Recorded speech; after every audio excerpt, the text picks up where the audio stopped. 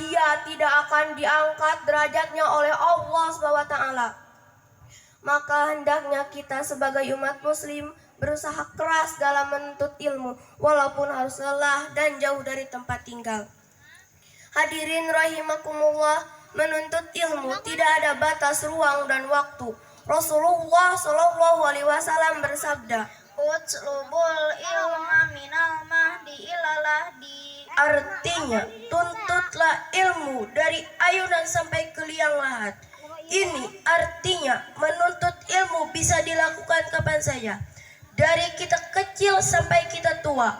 Maka dari itu gunakanlah waktu yang ada untuk menuntut ilmu sebelum kita dipanggil oleh Allah Subhanahu wa Ta'ala. Nabi Muhammad juga mengibaratkan seseorang yang menuntut ilmu seperti orang yang berjihad fi sabilillah.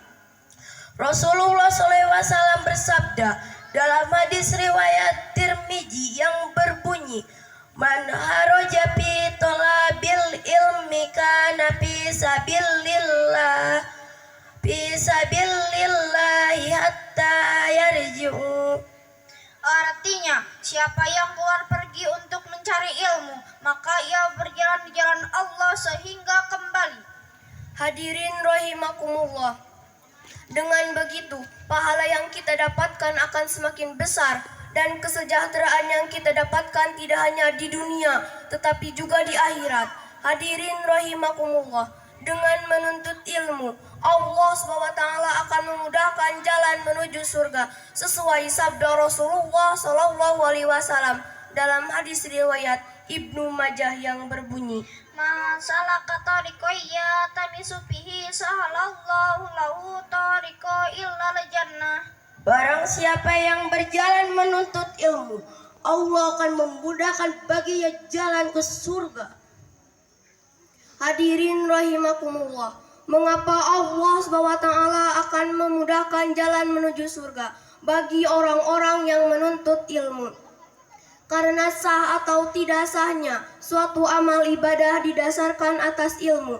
Contohnya seperti sholat. Supaya sholat kita sah, maka kita harus tahu dan melaksanakan syarat dan rukun sholat. Untuk mengetahui syarat dan rukun sholat juga dengan menuntut ilmu. Kita sebagai umat Islam diperintahkan untuk menuntut ilmu, baik ilmu dunia maupun ilmu akhirat. Karena tanpa ilmu kita tidak akan mendapatkan kebahagiaan di dunia dan di akhirat. Rasulullah SAW bersabda dalam hadis riwayat Dailami yang artinya, "Sebaik-baiknya dunia dan akhirat harus dengan ilmu, dan sejelek-jeleknya dunia dan akhirat tanpa ilmu." Dari hadis tersebut mari kita bersama untuk menuntut ilmu sebanyak-banyaknya selagi ilmu itu bermanfaat bagi kita dan orang lain.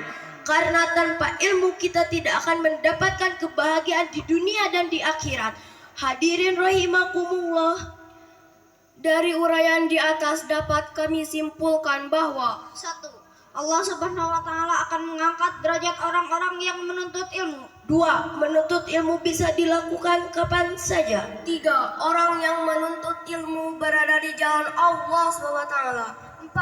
Allah Subhanahu wa Ta'ala akan memudahkan jalan menuju surga. 5. Orang yang menuntut ilmu selalu berada dalam kebaikan. Hadirin rahimakumullah, demikian dari kami, kurang lebihnya kami mohon maaf.